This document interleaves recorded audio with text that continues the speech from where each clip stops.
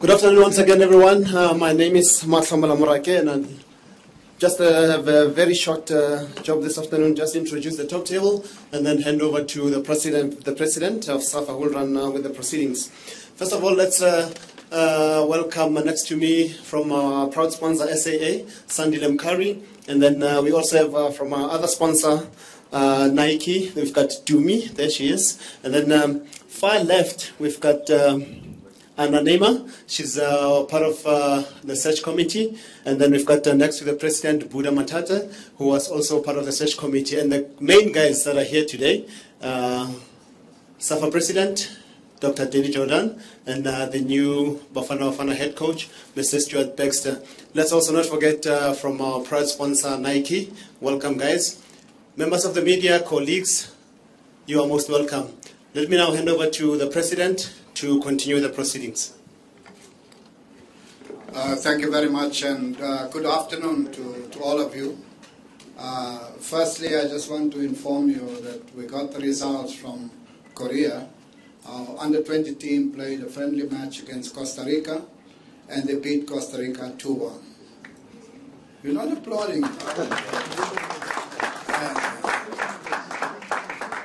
Well, now I know you don't care about the under-20. Your interest is different. We are, of course, very happy with that result. Also, you know that over the last week or so, and particularly last week, we had both a CAF Congress, a CAF Executive meeting, a FIFA Congress, and a FIFA Council meeting. And there are a lot of decisions that, of course, deal with the future of African and world football. These things are for tomorrow. I asked Dominic that he must convene another press conference tomorrow. There's also the question of the release of the players for the under-20 team and matters relating to all of that. This is also for tomorrow. And I'm sure that you have many questions around that. We'll address you comprehensively tomorrow on those issues. There's also the agreement that we signed with the Spanish La Liga. The important thing there is it's open opportunities for young South African players to play or train with some of the biggest clubs in the world. And certainly two of the most successful clubs, Barcelona and Real Madrid. It's a huge opportunity.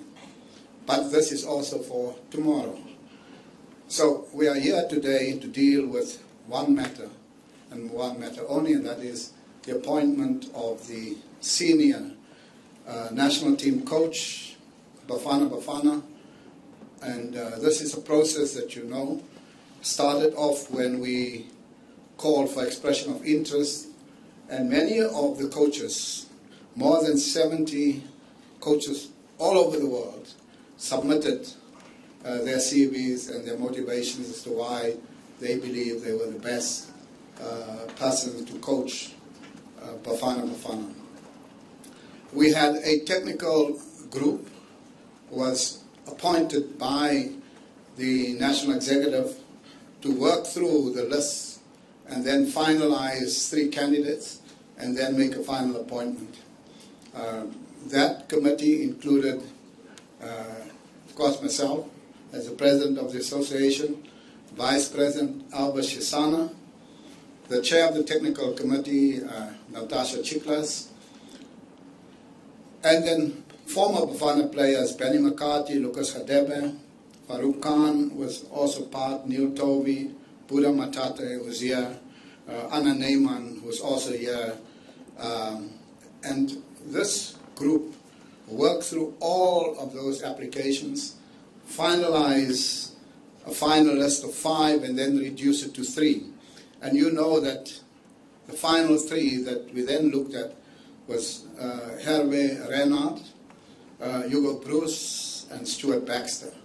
And in further discussions, of course, a final decision was to approach and if agreed up to a point, Stuart Baxter as the head coach of Bafana Bafana.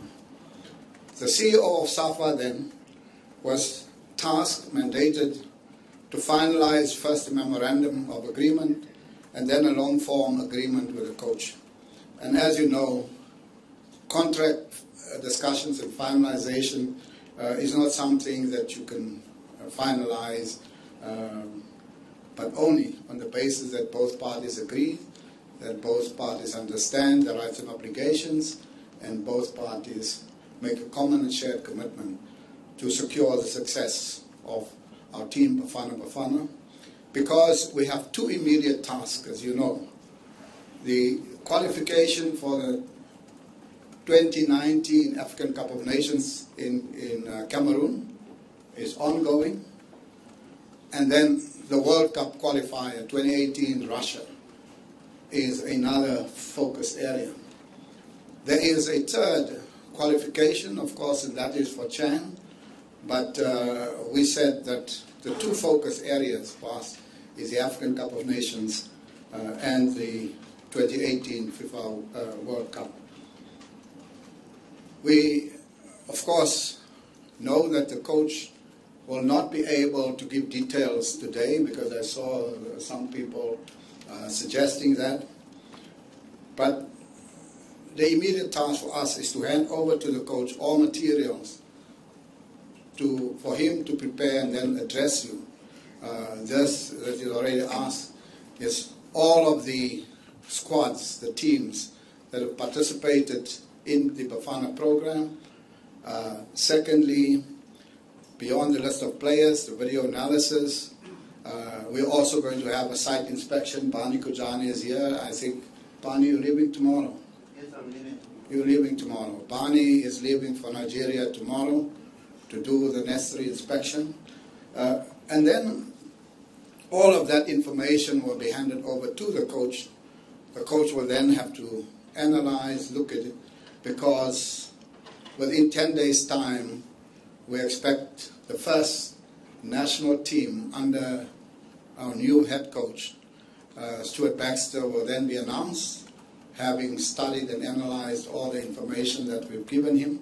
Also, together with that, he'll have to look at his technical team and also inform you as to who his technical team would be to the first assignment, the match against Nigeria, which of course is a huge challenge. So we are here today to welcome him, to assure him that we have the full support, and also pledge on your behalf support for our national coach, because we are agreed that these are national objectives, that our team expresses the patriotic and national interests of the country as a whole, not just some of us, but all of us. So, of course, wishing the very best. We want to make sure that our team qualifies for 2018 World Cup and 2019 African Cup of Nations. And I think every coach, when he starts, wants to be successful. And so we must ensure that from our side, we give him all the support and want to assure him that Stuart, welcome to the headquarters of South African football. The last time you were a coach, we did not have this headquarters. So things are different. This is our headquarters now. We have a technical center at Fun Valley, and we must all take you there so that you can see our technical center. We also have very good internationally competitive junior teams. Under 17 has gone to the World Cup, under 20 is at the World Cup. We have two teams at the Olympics 2016 in Rio. Our women teams are doing very well. Under 20 women's team are the gold medalists for the All Africa Games. Banyana was in the AFCON, and they also were in the top 4 of African football. So all of our teams are doing very well. So I think you come through in a different environment. We have structured competitions. We have the under-17 Burger King national championships. We have the under-19 Burger King national champions for both men and women, or boys and girls. And we think that together with our program to accelerate coaches accreditation, that you'll find an environment that we hopefully can work with you and bring the success that we all want to achieve. The reason why they did not applaud under 20 is that there is a fixation of only one team, and that is Bafana. If Bafana had to beat Costa Rica, they would all have applauded. If the under 20 beat Costa Rica, it's a muted celebration. And I think this is something that we still have to get right in our country, that the junior football is as important as seniors. They represent our future. So with those few words, Coach, welcome, and thank you very much for accepting. And let me welcome you. Thank you. Your coach, Stuart Baxter.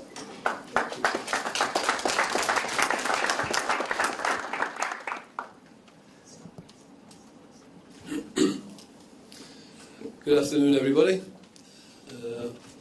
Feeling of deja vu, I think this is. When I first came to South Africa, it was to the national team, and I knew very little about life in South Africa. I tried to prepare myself before I arrived by reading extensively, by talking to people at the embassy, and trying to prepare myself. Nothing prepared me really for the life that I was going to have in front of me. And I remember that there was a rather large element of negativity, and I hoped that I could persuade people to look at the long term and the short term. And I wasn't very successful. And I don't think at that time that we thought it was that important. When I say we, I mean we as a country, we as a footballing fraternity. And I came back to Kaizer Chiefs and I got the same negativity. I was accused of not having my CV in order or whatever it was. And then I gained some respect by my results with Kaizer Chiefs and to a degree Supersport. And so now when my name is mentioned with the national team again, we get a lot of negativity.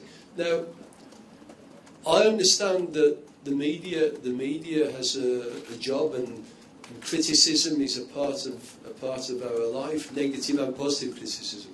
But I just want to highlight one thing, that not Stuart Baxter here, and that's how we can all, Danny spoke about us all getting behind the national team. One ambition that I have got, while I'm the national coach now, is to try and unite the whole footballing family behind the development of the game in this country. Yes, I've got ambitions short term. I want to win games, I want to qualify this country to big tournaments. But on a long-term basis, I would love to see this country united. I think if we are united, the PSL, the clubs, the national team, the supporters, the media, I think we are united behind a strategy and united behind a vision, then I think that this could be the powerhouse of Africa and continue to do well in world football. That's one of the things that I want to do as my time as national coach. And how can I do that? Because the Vision 2022 has already started. It was one of the reasons that I would consider coming back, because you know that my first period as national coach was not, can we say, friction-free.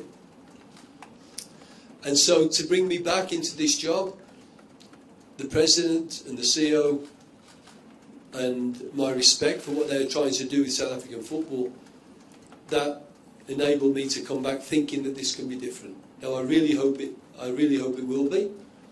I will put my input with Neil into the coach development, coach education, the talent identification, youth development programs, and whatever I can give, I will give. I will try and go out into the clubs. I will try to have dialogue with the coaches and find common ground. I'll try to I'll try to make sure that whenever my advice is needed, wherever it is, I will give it. And I will try and be positive and be a face of South African football and SAFA that is acceptable to everybody, not just a few. I'm really looking forward to the challenge. It's been difficult. I have to admit it's been difficult. I've got to finish my job with Supersport. I've loved my time there. The players have been fantastic, and I want to finish my tenure there in a dignified way. But it has been difficult, and I'm chomping at the bit a little bit to get to grips with the quite big challenge of Nigeria away with little preparation. But I've embraced that, and I'm gaining intelligence on Nigeria as we speak. And by the time we pick a squad to go to Nigeria, I hope we're going to be very competitive. I'm undefeated against Nigeria, by the way. So I'm hoping that we can go there and we can surprise them. Because I've been reading Nigerian newspapers there for the last 2 weeks. They've been in France on a training camp, played against Corsica. I know some of their players don't want to come to this game, some of them do. And they're having a battle with some of them. But by the time we go there, I know that we will be prepared and we will give them a game. And Danny said to me before that somebody had said that these games are not important. This is what I live for, honestly. And you would have to be a very, very proud South African to be more proud than me to lead this national team. So I'm looking forward to it. Thank you.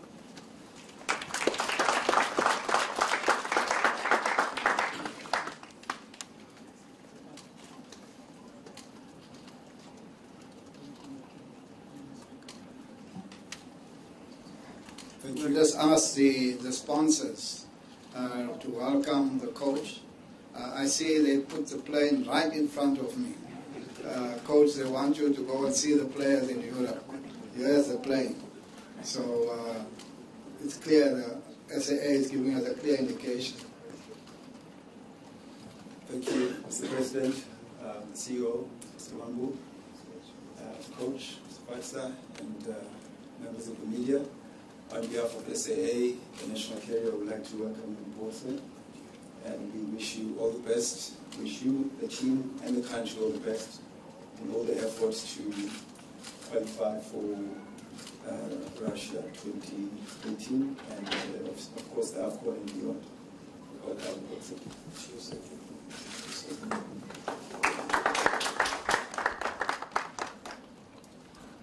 The people who give you all the kits, Coach, you must tell them whether you're happy with the kit. It's a winning kit. Definitely. Coach Baxter, I'm Dumi from Nike Africa, and I'd like to welcome you and congratulate you to being head coach of the national team. As the kit sponsor, we're here to enable the teams in their performance, and of course support in every way that we can. And good luck for all the qualification games ahead. Thank you. Mr. President, we also have Lars Zola from the South African Breweries.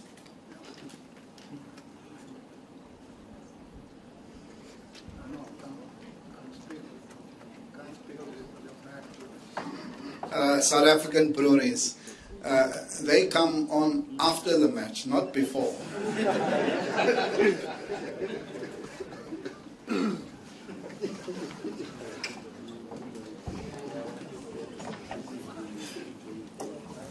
Good afternoon, everybody, members of the media, President, CEO. On behalf of Castle Lager, we say welcome, Coach, for a second stint. We represent a constituency that's on the grassroots, that gets behind you 100%, and Castle Lager is a brand that unites friends, and we're here to stand with you in your vision of uniting our country and supporting Bafana Bafana. Welcome.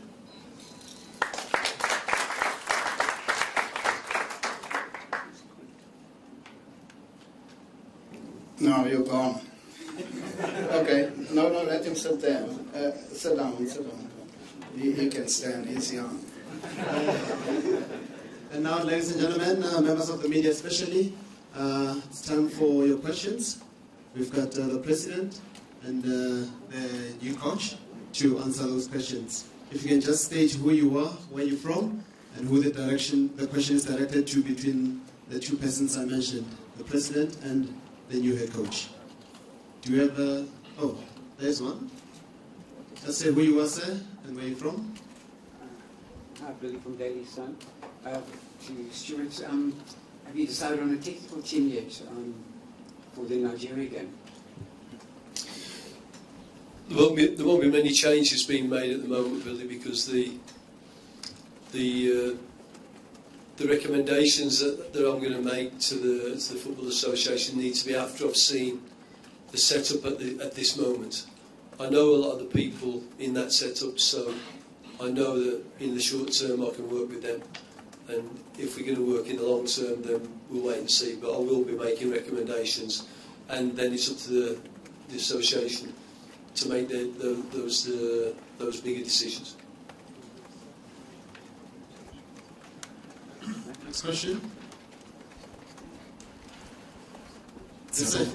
Okay, Tsepo from eNCA. Firstly, congratulations, Coach Stuart. To the President, maybe just if you can elaborate, why did the process of appointing the coach take long? Why did the process take so long? Well, contract negotiations takes long. Important contract negotiations where you have to balance interests. You have to balance interests of the club with the season that's ongoing, together with the interest of the national team, with an ever-reducing number of days before the Nigeria game.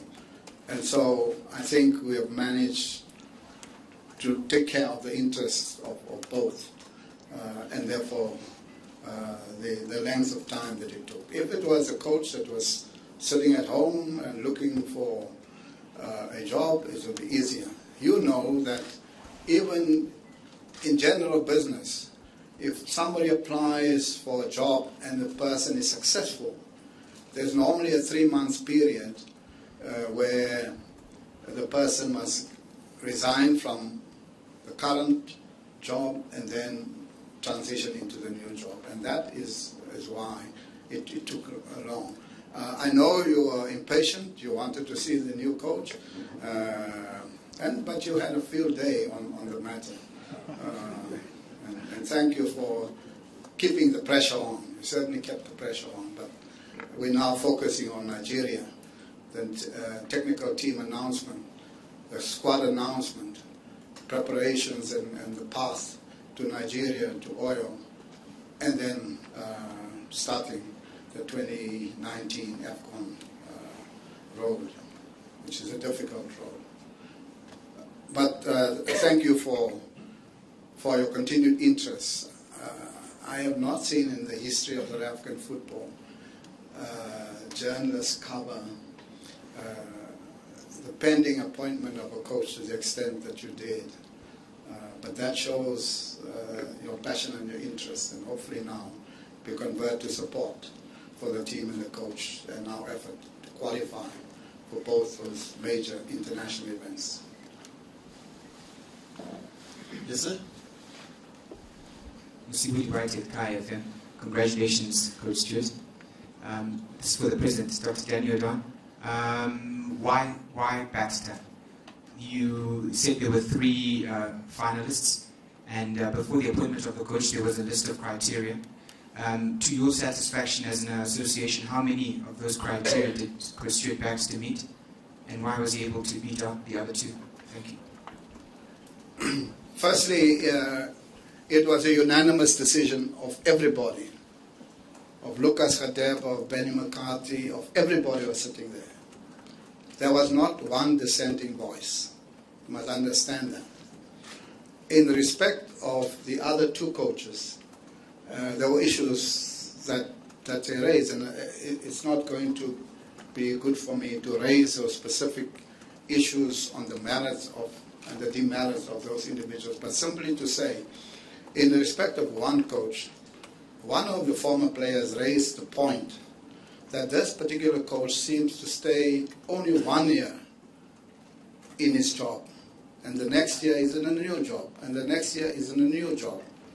We are in a situation in South African football where our younger players are just beginning to emerge. So we have to take a view beyond just 1 year.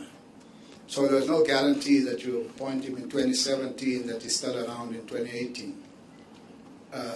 And the second thing is the contractual relationship between those coaches and those countries. Because here you are not dealing with a domestic situation, you're dealing with an international situation. In the case of Bruce, you know, he was with Cameroon. He has an existing contract. Cameroon is the defending champions. Cameroon is the host. Cameroon had now a former president, but at that time the president of CAF, and therefore to be seen to be a disruptive force may not be in the long-term interest of South African football. But these were matters that were thoroughly discussed in the technical committee. Bule Matata is here and Ananema is here. Each one, I think, has been well considered. In the final analysis, the unanimous decision was, given contractual and other matters, given our own experience, that Stuart Baxter should be approached to be appointed as a coach, and that's why he's here with the unanimous backing of the entire search committee.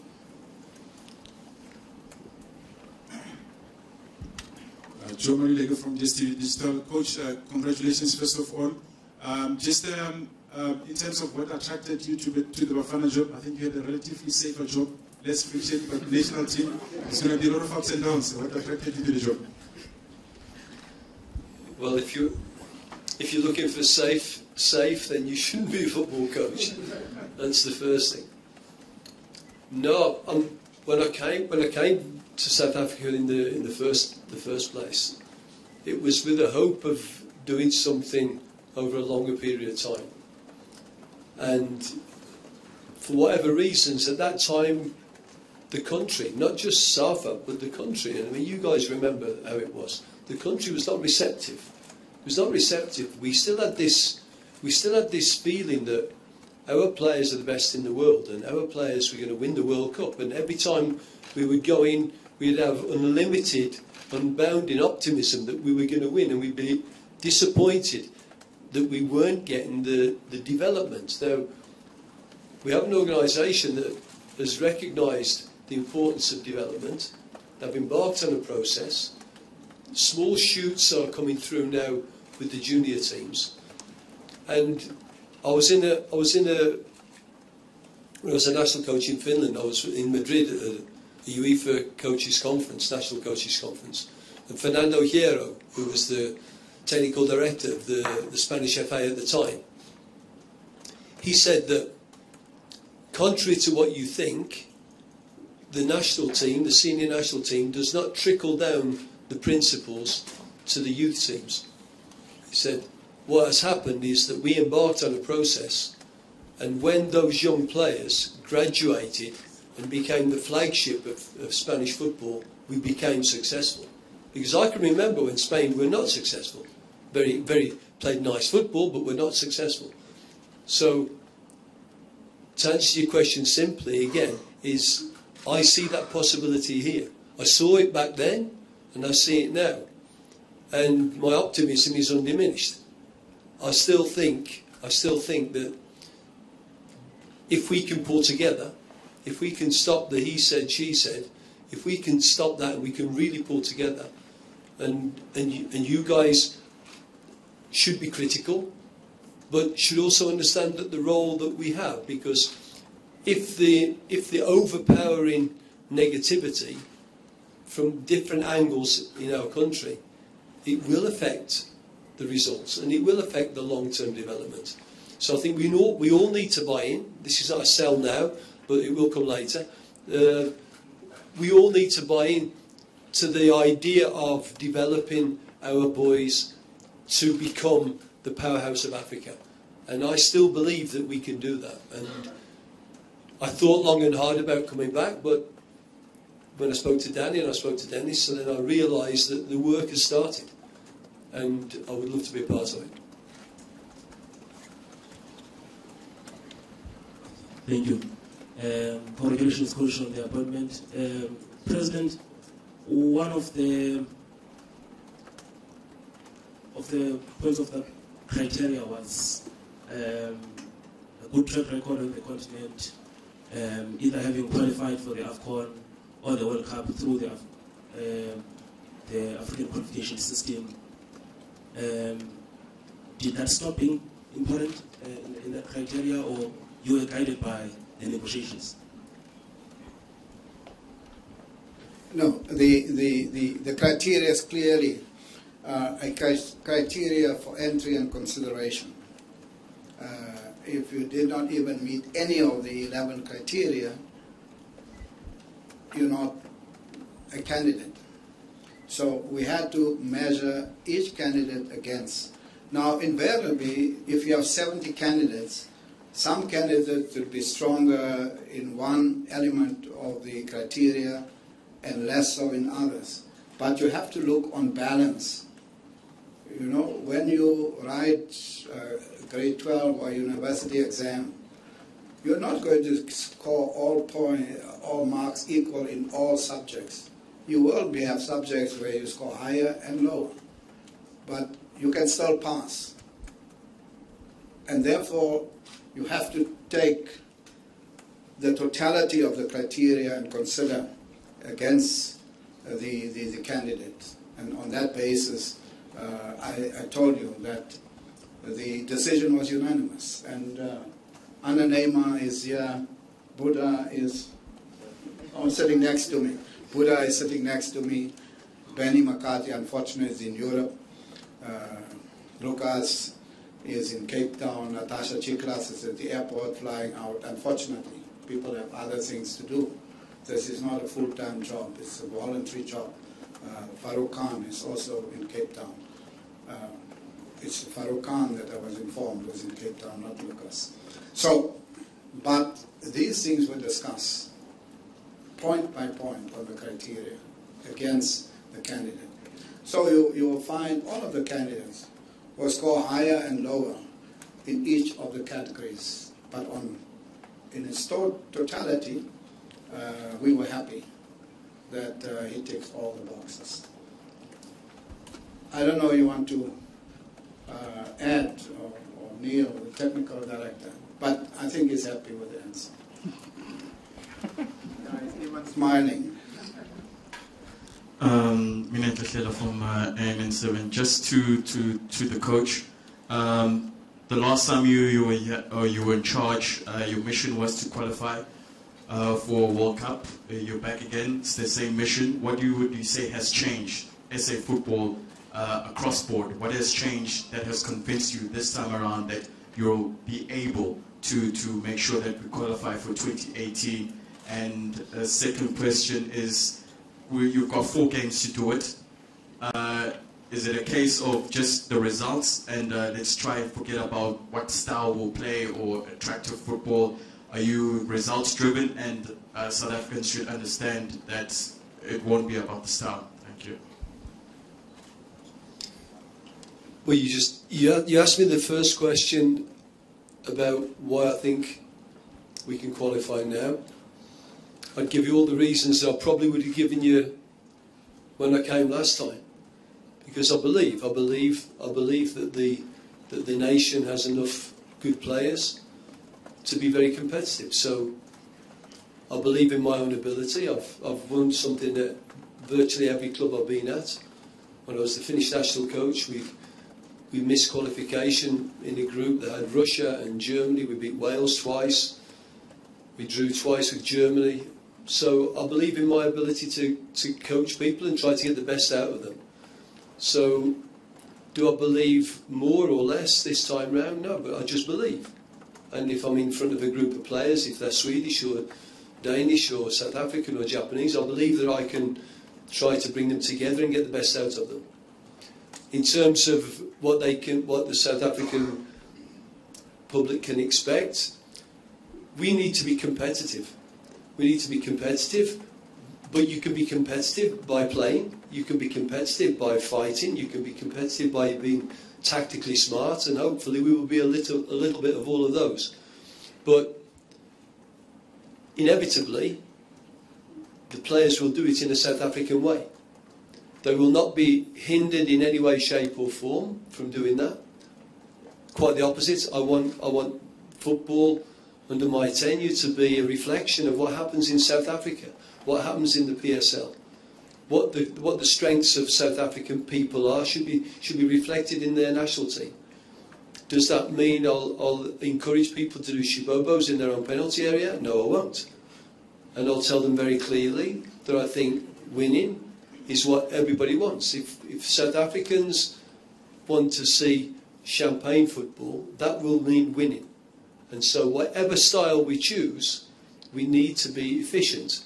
Can I just digress and say Brazil had a massive problem when they got beaten by Germany. Well, they got beaten up. They didn't get beat by Germany. They got beaten up by Germany. And they were in a massive problem. They were in the middle of this, we are the flair players of the world, but we're not winning anymore.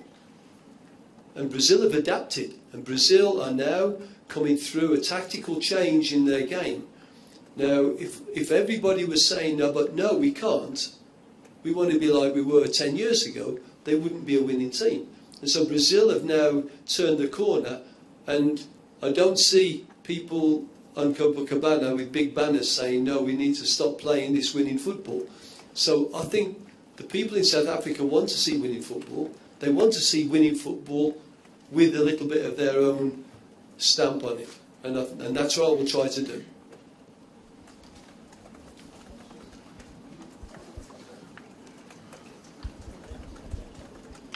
I'm Matsilane from the Star. I just wanted to find out from the President, how long is the contract for the new coach?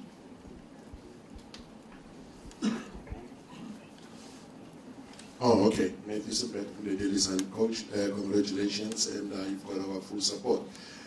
I just wanted to check with regards to the player selection, like what would be the criteria? Because we've seen, previously where players were inactive players, basically where being selected to play for the national team, but as they were not playing for their, clubs.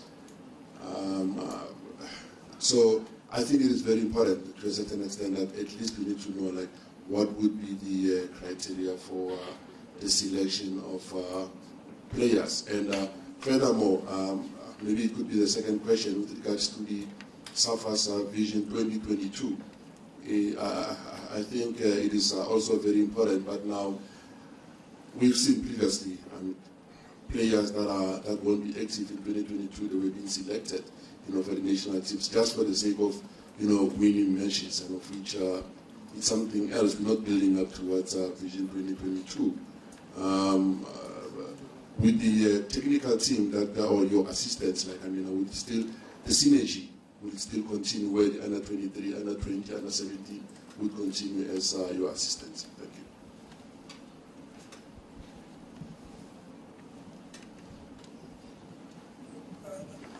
Dennis Mambo. There's a decision, question on the contract.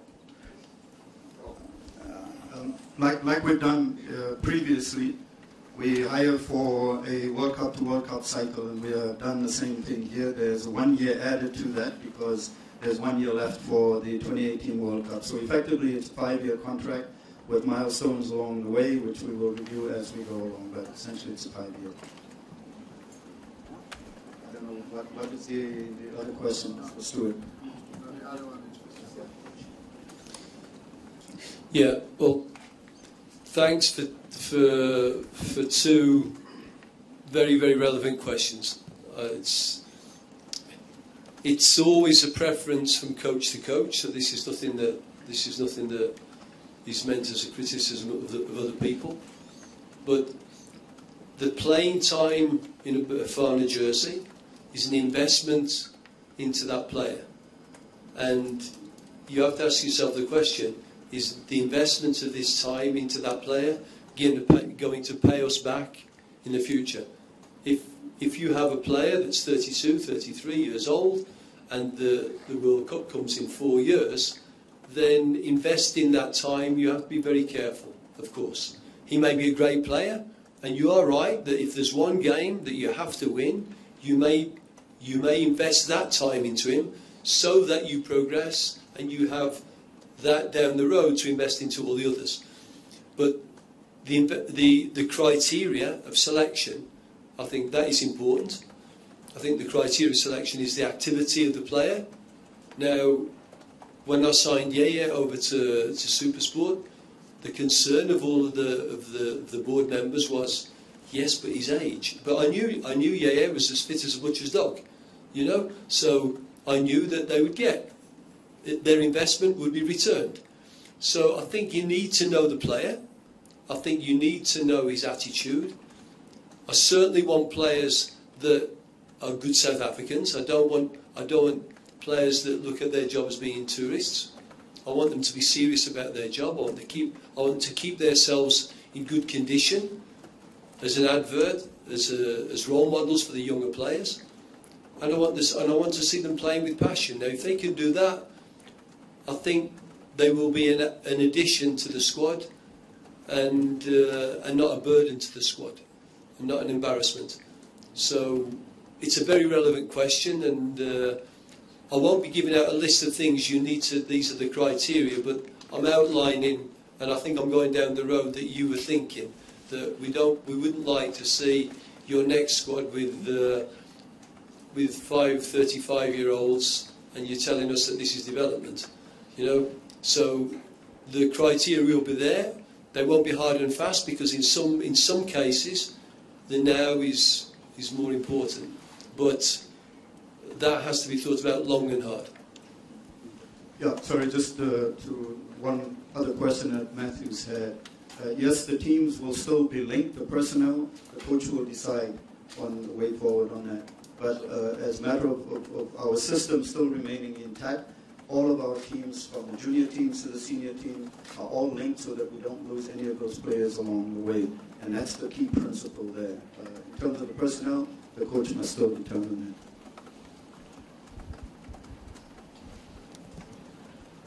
that. Okay, good afternoon, Coach. It's Katleho from Power FM. Coach, like you say, Vision 22 has already started, but just, Coach, how do you expect us to be confident when our under-20s are going to a World Cup and a player from your team is not going there, Coach? Because I would imagine it would have put you in good stead, you know, because you might need the player in 2018 if we do qualify for the World Cup. And if it's a management decision by Supersport, couldn't you have, said otherwise, because ultimately you picked the team? Well, I think there's going to be a meeting about that tomorrow where that will be explained. But I'd just like to say one thing. What stool would I sit on if I persuaded management to release a player and then it went down the toilet for the club team? Or how would I be if I persuaded a player not to go, and then as a national coach I'm giving away the experience of that player? So for me to take sides in that would have been very, very difficult in any case, and I don't think I would have been able to do that with anybody. Wasn't it supposed to be about? There will be a meeting tomorrow. That was the first thing I said. There will be a meeting tomorrow, a press conference tomorrow, where you can ask that question. I think that we've made it clear. There's a question of policy and regulation. That is our responsibility as a national association. So implementation can only come after that. We're still dealing with enforcement and policy positions, which we'll clarify tomorrow. So I would urge you, we'll have a good debate tomorrow on this matter. Can we have the last two questions, the guy with the mic and then Simon? Last two questions. From Sai, you'll be the last one, Sai. Hold on a second. Let's start there. Thank you. Coach Tsapang from Sowetan newspaper. Will you be making regular trips overseas to visit the players who are playing their football overseas? And what do you make of, our players who are overseas at the moment? I think more of them are going there and more of them are starting to do well. Well, firstly, let me thank our sponsor, SAA, for making it possible for me to monitor the players. That's an important one. And yes, I will be going to watch the players that ply their trade abroad, because I think all South Africans deserve the opportunity of impressing their national coach. Does that mean I'll be more abroad than I will be at home? No, it doesn't. One of the differences, if I'm answering my friend's question over there, is what has changed. Well, what has changed is I think the PSL is much more competitive now. I think we have closed the gap on the players playing abroad, the players playing here. But there is still a natural selection process where they are taken out of their home environment and they have to stand on their own 2 feet. So that, you would believe, the experience of that must make them attractive. So I will go and watch. They will be given a fair chance. And again, they will have to be playing. They won't have to be playing in the reserves every week.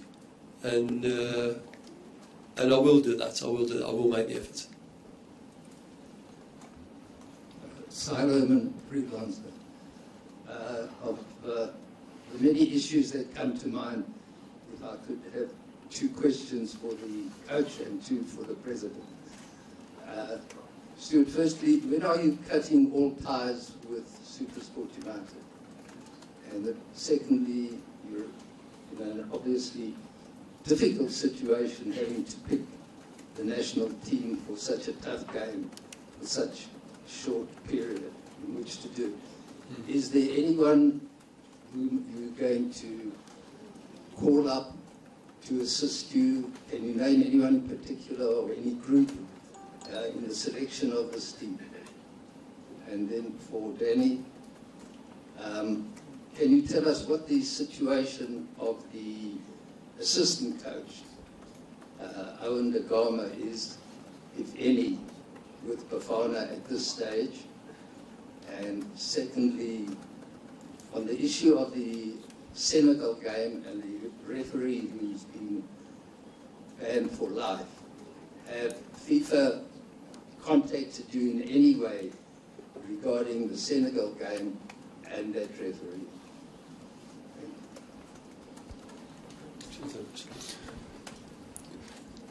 Well, my responsibilities with SuperSport will diminish slightly, because getting closer to the Nigeria game, I won't be taking the CAF games, especially the ones that are outside of South Africa. I need some time to put my Bafana hat on and concentrate and do things in the name of Bafana, rather than constantly in the schedule we have now, selecting the team, recuperating the team, doing a pre-match with that team, then playing a new game. So hopefully SuperSport will go to a cup final, and that will be my last game. If not, then it will be after the last game of the season. We are making the team selection. The team selection will not be a group of people that are making the selection. I may seek the advice of certain individuals, but I'll look mainly at the pool of players that have been used most consistently, and make a decision on, do I need to bring anyone into that I think is going to help us on the day. But apart from that, I want to try to continue the development programme and balance that. The result is important, and can there be an element of development there? But I won't be seeking any special advice. So I think I may just bring in a couple of people that their opinions I respect, and just get their ear. Well, firstly, the question of the referee. I think that's a matter that FIFA is dealing with. We've not heard anything further than that they dealt with the referee. Beyond that, nothing else. On the question of Owen de Gama, I think the coach has already said, first step is he wants to collect all information available. He wants to process that, and then he'll call a press conference to announce both the team for Nigeria and his technical team. And of course, Owen de Gama is on our books, and that will be part of the process. Thank you very much. We've now come to the end of our proceedings. Let me say thank you to the top table. and to all of you for coming through. May I at this point ask the coach and the president to come to the front?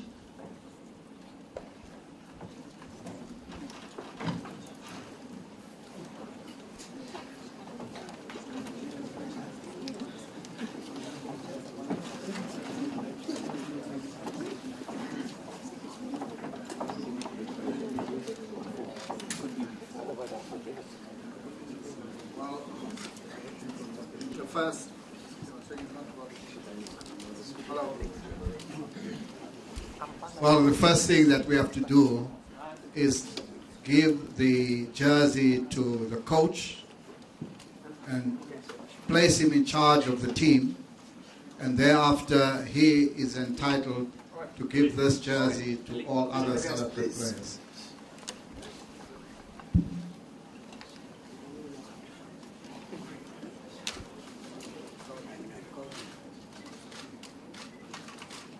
You will decide who's getting this jersey.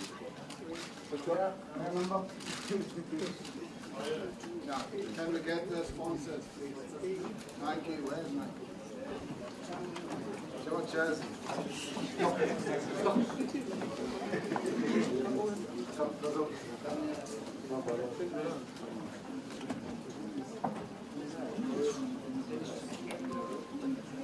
Come this side. Can you just raise it a little bit higher? Just like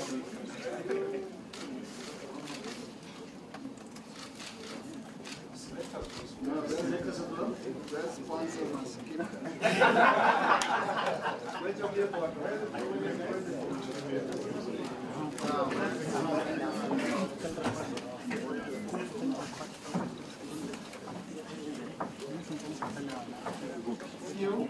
See you, you may join? See you,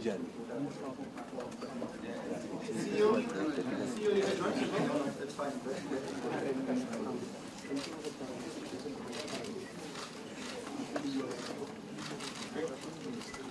Well,